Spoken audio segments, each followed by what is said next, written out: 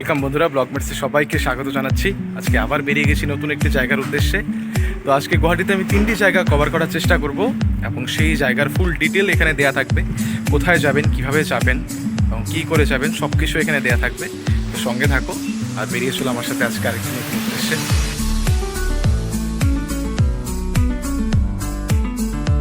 আবারও গুয়াহাটির গণেশগুড়ি থেকে বাসে চেপে রওনা হলাম গুয়াহাটির ঐতিহ্যবাহী মন্দির শুক্রেশ্বরের উদ্দেশ্যে।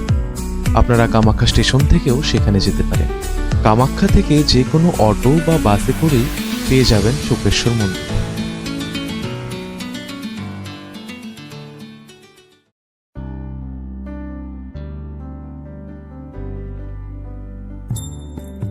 ব্রহ্মপুত্র নদীর দক্ষিণ তীরে ইটাখলি পাহাড়ে এই শুক্রেশ্বর মন্দির অবস্থিত। ইতিহাসের পাতায় এই মন্দিরের উল্লেখ আছে। কথিত আছে, আহোম রাজাদের রাজত্বকালে 1744 সালে স্বর্গদেউ প্রমত্ত সিংহের দ্বারা এই মন্দির নির্মাণ করা হয়েছিল। মন্দিরের পবিত্রতা ও ভক্তদের সমাবেশে নিত্য পূজা করা হয় মন্দিরের বৃহত্তম শিবলিঙ্গকে। অর্ঘ্য, ফুল, চন্দন নিয়ে বহু ভক্ত প্রতিদিন আসেন মন্দিরে ভগবানকে পুজো দিতে।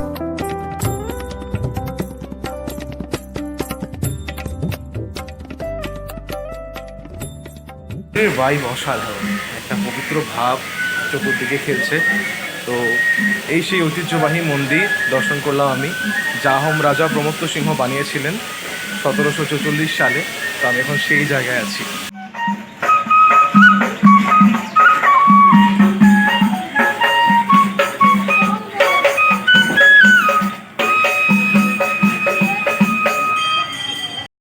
তো আমি এখন এখান থেকে বেরিয়ে যাচ্ছি। এখন এখান থেকে বেরিয়ে গিয়ে আমি যাব ঘাটে। সেই ঘাট থেকে ফেরিতে উঠে আমি এখন উমানন্দ টেম্পল যাব। যাচ্ছি ফেরি ঘাটে। তো এখন ফেরিতে করে উঠে মানে ব্রহ্মপুত্রের উপর দিয়ে উঠে তারপর যাব উমানন্দতে। এবং উমানন্দ আপনারা সবাই জানেন যে ব্রহ্মপুত্রের মাঝখানে পিকক আইল্যান্ড। তো আমি সেই জায়গায় এখন যাচ্ছি।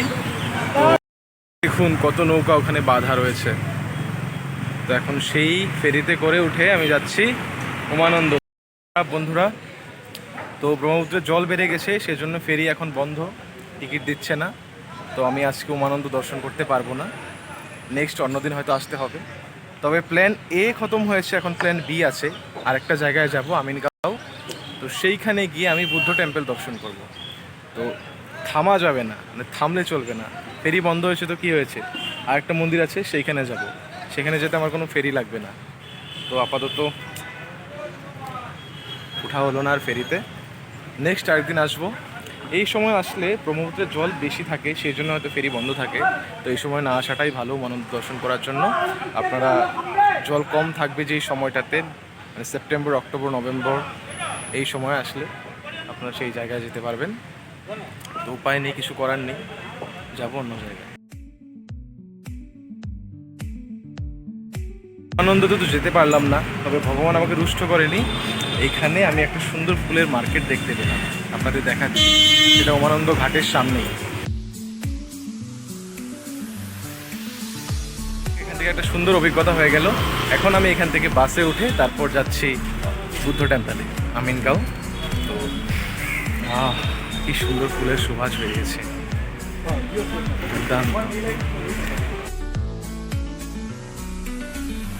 অনেকটা আশা নিয়েই বেরিয়েছিলাম ব্রহ্মপুত্রের মাঝে উমানন্দ দর্শন করব বলে, তবে যাওয়া হলো না। সঙ্গে সঙ্গেই বাসে চেপে আবার আমিনগাঁওয়ের উদ্দেশ্যে রওনা দিলাম বুদ্ধ মন্দির দেখব বলে। কামাখ্যা রেলওয়ে স্টেশন থেকে বাসে বা ক্যাবে করে প্রাকৃতিক সৌন্দর্য দেখতে দেখতে আপনারাও চলে আসতে পারেন এই বুদ্ধ মন্দিরে। ফাইনালি এখন অনেকটা কসরত করার পর, অনেকটা ঝোর ঝামেলা পার করার পর আমি ফাইনালি এসে গেলাম আমিনগাঁও মন্দিরে। এইবার তোমাদের সেই অসামান্য বুদ্ধ টেম্পলের ছবি, ভিডিও সব কিছু দেখাবো, এক্সপিরিয়েন্স শেয়ার করব তোমাদের সাথে। তোমরা আসবে, জায়গাটাকে দেখেই বোঝা যাচ্ছে মানে শান্তি, দুর্দান্ত প্লেস, এটা অসাধারণ। এই যে সেই গেট, আমি এখন এদিক দিয়ে যাব। নেই কোনো কোলাহল, নেই কোনো জনমানুষের চিহ্ন। যান্ত্রিক শহর থেকে অনেকটা দূরে এই মন্দির। পাহাড়, সবুজ গাছ ও মৃদুমন্দ বাতাসে জায়গাটিকে মোহিত করে তুলেছে। কি শান্ত জায়গা, চতুর্দিকে সেই বুদ্ধের চিহ্ন লাগানো, পতাকা লাগানো রয়েছে। অসাধারণ। এখানে আসলে মাইন্ড অটোমেটিক ফ্রেশ হয়ে যায়। আমি তো এখনো ভেতরে যাইনি, ভেতরে আরো সুন্দর, দুর্দান্ত প্লেস এটা।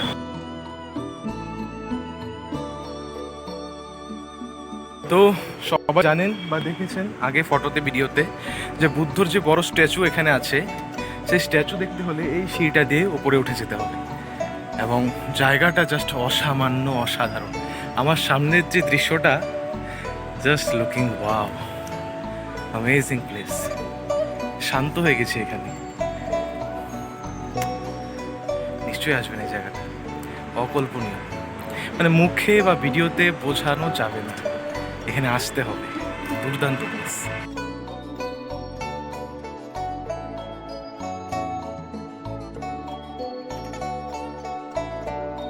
যান্ত্রিক ওই শহরকে পেছনে ফেলে আমি সেই পাহাড় থেকেই তাকে উকি মেরে দেখছি। ক্রমশ সিঁড়ি বাইতে বাইতে আমি পৌঁছে গেলাম সেই বুদ্ধের স্ট্যাচুর সামনে।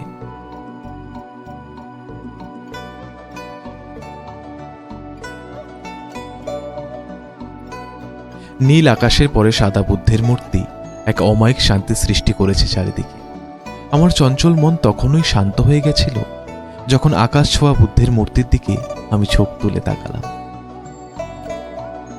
বন্ধুরা, আমার সামনে সেই মূর্তিমান বুদ্ধের স্ট্যাচু, আর এই যে আমার সামনে এখান থেকে পুরো গুয়াহাটিটা দেখা যাচ্ছে।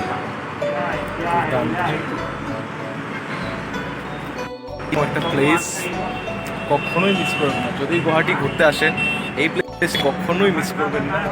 দারুণ জায়গা এটা, জাস্ট দেখুন পিছনে।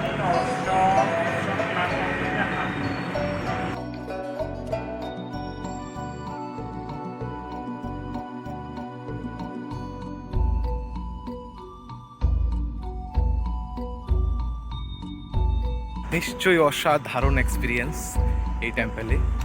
তো এত শান্ত, এত সুন্দর জায়গা। আমি এই গুয়াহাটিতে ঘুরলাম অনেক কয়টা জায়গা, কিন্তু এত শান্ত প্লেস আমি এখন পর্যন্ত কোথাও খুঁজে পাইনি। এখানে পেয়েছি, আমি এখানে আবার আসবো, আবার নিশ্চয়ই আসবো। তো এখন আমি এখান থেকে যাব রাধাকৃষ্ণ মন্দিরে, সামনেই, এখান থেকে মোটামুটি 7 কিলোমিটার হবে। তো সেই টেম্পেলে যাব এখন, তো সেই জায়গাটাকেও ঘুরে দেখাবো আপনাদের, তো সঙ্গে থাকুন। একটি দারুণ অনুভব নিয়ে এবার আমি চলে গেলাম হরেকৃষ্ণ মন্দিরের উদ্দেশ্যে। রাস্তার ধারে থাকা অটো পাওয়া যায় অনায়াসে, মাত্র 3 থেকে 4 কিলোমিটার দূরে এই মন্দির।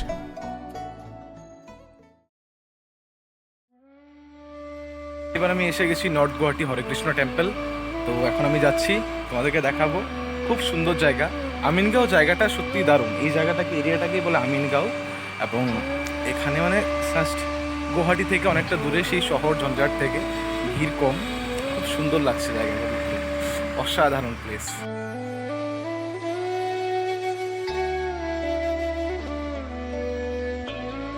দেখুন একবার, কি সুন্দর, পিছনে পাহাড়, তার মাঝখানে একটা ছোট্ট বিল, আর এই গাছ। আজকে ওয়েদারটাও দারুণ, আর ঘুরেও মজা লাগছে, জাস্ট অসাধারণ লাগছে। এই জায়গাটা একটা অন্যরকম ভাই, কি সুন্দর সুন্দর ফুল ফুটে রয়েছে দেখুন গাছে, আর এত সুন্দর পাহাড় ওই যে দেখতে পাচ্ছেন, অসাধারণ জায়গা। এই জায়গাটাকেও একদম মিস করবেন না, বুদ্ধ টেম্পল থেকে খুব একটা দূর নয়, একদম কাছে। আমিনগাঁও হরেকৃষ্ণ মন্দির বললেই টোটোতে নিয়ে আসবে এখানে। বৃন্দাবনে এখনো যাওয়া হয়নি, তবে লোকের মুখে শুনেছি অপরূপ মাধুর্য আছে সেখানকার পরিবেশে। আমি যেন এখানে সেই বৃন্দাবনের ভাব অনুভব করতে পারলাম। গাছে গাছে রং বেরঙের ফুল, মেঘলা আকাশের নিচে সবুজ পাহাড়, ছোট্ট একটি বিল বড় মায়া সৃষ্টি করেছে আশেপাশের পরিবেশে। এদিকে কাঁচা ইটের গড়া ভগবানের মন্দিরটি ভাষায় বোঝানো সম্ভব নয়।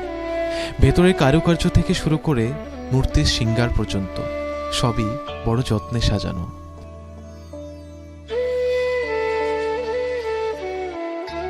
এখানে চলতে চলতে আমি একটা গীতার ক্লাস করে নিলাম আধা ঘন্টা। এখন এখান থেকে প্রভুরা বলছেন যে মন্দিরকে একটু পরিক্রমা করতে, তো মন্দিরটাকে এখন একটু পরিক্রমা করবো। সুন্দর লাগছে জায়গাটা, আর জায়গাটা অসাধারণ।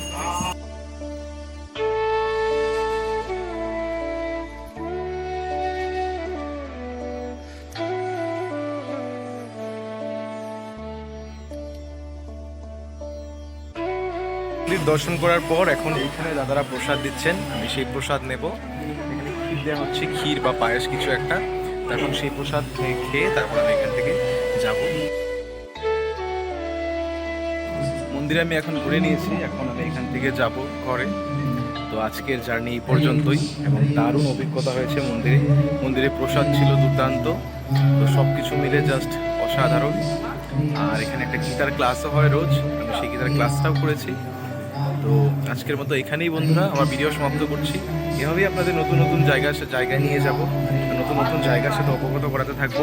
তো আমার চ্যানেলটাকে সাবস্ক্রাইব করতে ভুলবেন না, লাইক করতে ভুলবেন না, শেয়ার করতে ভুলবেন না। দেখতে থাকবেন ব্লগ ম্যাটস।